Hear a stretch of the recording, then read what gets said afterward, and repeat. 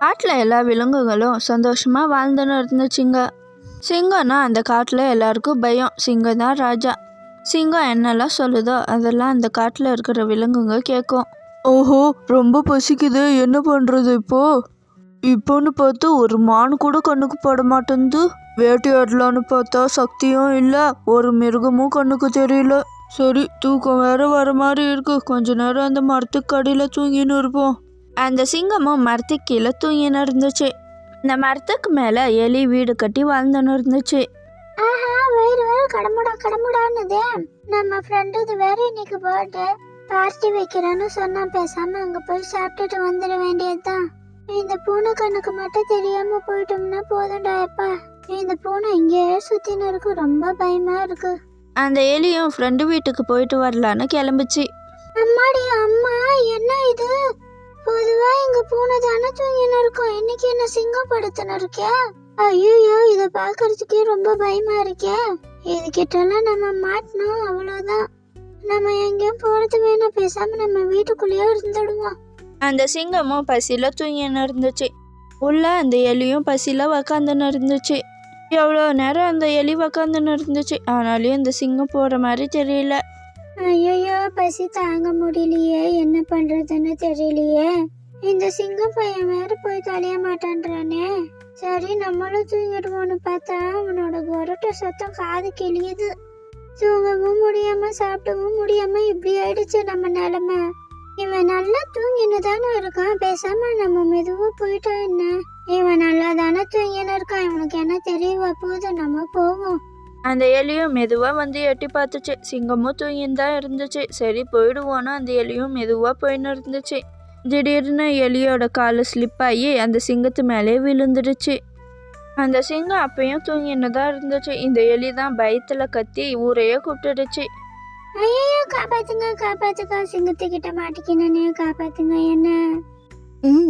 யார் போது கத்தின்னு இருக்கிறது? எலி, என்ன வேலை உனக்கு இங்க? எதுக்கு இப்போ கால் கிளிய கத்தின்னு இருக்கா? நான் பாட்டுக்கு தூங்கின்னு தானே இருந்தேன். ஏதோ தூங்கின்னு இருந்தீங்களா? ஐயோ, நானே தான் கத்தி ஊரை கூப்பிட்டுட்டேன். நான் என்ன மன்னிச்சிடுங்க, என்னை விட்டுருங்க, நான் ஓடிடுறேன். ஓஹோ, இப்போ வசமா மாட்டினியா என்கிட்ட நீ? இங்க இருந்து நீ தப்பிக்கணும்னு நினைச்சா என்ன பண்ணுவேன்னு தெரியாது. எல்லா விலங்கு கிட்டையும் சொல்லிடுவேன், அப்புறம் எலி எங்க வந்தாலும் பிடிச்சி சாப்பிட்ருங்கன்னு. பேசாம இங்கே இருந்துடு. ஏதோ பெரிய விருந்தா கிடைக்கும்னு நினைச்சேன், ஆனா என்ன பண்றது, குட்டி விருந்தா கிடைச்சிருக்கே. பரவாயில்ல, இதையே சாப்பிட்டுருவான். ஏதோ என்ன சாப்பிட போறீங்களா? சிங்கராஜா என்ன சாப்பிடாதீங்க, என்ன மன்னிச்சு விட்டுருங்க.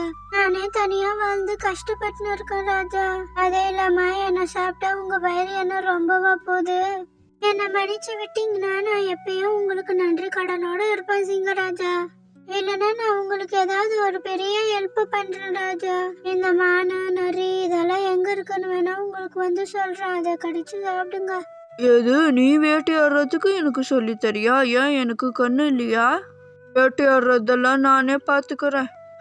எனக்கு போய் உதவி பண்றியா நீ இருக்கிற சைஸுக்கு நீ எனக்கு உதவி பண்ற. உன்னை தப்பிச்சு போன விட்டுறேன். இந்த மாதிரி மொக்க காமெடி எல்லாம் பண்ணின்னு இருக்காது. சரி, இங்கேருந்து போயிடு ஒழுங்கா. நீ என் பசிக்கு கால் தூசு. சரி போ. ரொம்ப நன்றி சிங்கராஜா. அப்பாடா, எப்படியோ தப்பிச்சு வந்தோம். கொஞ்சம் இல்லைன்னா மாட்டி இருப்போம். என்னென்னலாம் சொல்லி சமாளிக்கிறதா இருக்கே. சரி, இதை ஒரு கெட்ட கனவா நினைச்சு மறந்துடணும். நாம இப்ப போய் நம்ம ஃப்ரெண்டு பர்த்டேல ஜாலியா என்ஜாய் பண்ணிட்டு வருவோம். கொஞ்ச நாளும் ஆச்சு. மிருகங்களை வேட்டையாடுறவன் அந்த காட்டுக்கு வந்தான். இங்க வலை போட்டாதான் சரியா இருக்கும். எந்த விலங்குங்க கிடைக்குதுன்னு தெரியலையே. மானெல்லாம் கிடைச்சா நல்லா இருக்கும், அதோட கொம்பு அதிக விலைக்கு விற்கலாம்.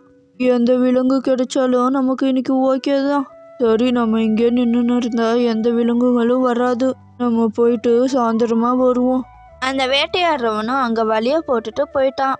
இது தெரியாம சிங்கமும் அங்க வந்து இருந்துச்சு. தெரியாம அந்த வலையில கால் வச்சு சிங்கம் அந்த வலையில மாட்டிக்கிச்சு. அந்த சிங்கமும் கத்த ஆரம்பிச்சிடுச்சு. எனக்கு காப்பாத்துங்க, யாரானா வாங்க.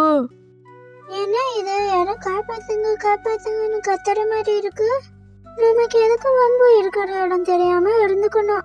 அப்புறம் போய் காப்பாத்துறான்னு போய் நம்ம மாட்டிக்குவோண்டா. அப்பா, நம்ம போறது வேணாம். அந்த எலியும் யார் எப்படின்னா போட்டோன்னு வீட்லயே இருந்துச்சு. ஐயோ, என்ன இது? காப்பாத்துங்க காப்பாத்துங்கன்னு சவுண்டு வந்துனே இருக்கே. யாருக்கு என்ன ஆச்சுன்னு தெரியலையே. சரி, நம்ம தூரமா நின்னு பாப்போம். ஹெல்ப் பண்ணா கட்டி போகுது. யாருக்கு என்னாச்சுன்னு மட்டும் பார்த்துட்டு ஓடி வந்துடுவோம். இந்த எலியும் யாருக்கு என்னாச்சுன்னு பார்க்கலான்னு போச்சு. என்ன இது? சிங்கராஜா மாதிரி இருக்கு. கிட்ட போய் பார்த்துட்டு வருவோம்.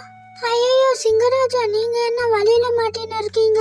ஓ ஆமா எலி, நான் இந்த வலைக்குள்ள மாட்டிக்கினா யாரையா கூப்பிடு ஹெல்ப் பண்றதுக்கு. ஐயோ, யாரையோ எதுக்கு கூப்பிடணும்? நானே உங்களுக்கு ஹெல்ப் பண்றேன், இருங்க. அந்த எலியும் அதோட கூர்மையான பல்ல வச்சு அந்த வலைய கொஞ்சம் கொஞ்சமா கடிச்சு சிங்கத்தை வெளியே வர வச்சுது. என்னை மன்னிச்சுடு எலியே, உன்னை பத்தி நான் தப்பா நினைச்சிட்டேன். ஆளை பார்த்து எடை போடக்கூடாது. இன்னைக்கு மட்டும் நீ என்னை காப்பாத்தலைன்னா என் நிலைமை என்ன ஆயிருக்கும்? ஐயோ சிங்கராஜா, அங்க யாரோ வராங்க, இந்த பக்கம் வந்துருங்க. என்ன இது? இந்த வலையில யாருமே மாட்ட காணுமே. வலையெல்லாம் வேற கிழிஞ்சிட்டு இருக்கு, என்னாச்சுன்னு தெரியலையே. அப்போன்னு பார்த்து அந்த சிங்கமும் அங்க வந்து அந்த வேட்டையாடுறவனை பயமுறுத்தி அங்கிருந்து ஓட விட்டுருச்சு. சிறு துரும்பும் பல் குத்த உதவும். ஆளை பார்த்து யாரையும் எடை போடாதீங்க. எலி அவங்க ஃப்ரெண்டு வீட்டுக்கு எதுக்கு போச்சுன்னு உங்களுக்கு தெரிஞ்சா கமெண்ட்ல சொல்லுங்க ஃப்ரெண்ட்ஸ். இந்த வீடியோ எப்படி இருந்துச்சுன்னு மறக்காம கமெண்ட்ல சொல்லுங்க ஃப்ரெண்ட்ஸ். பாய்.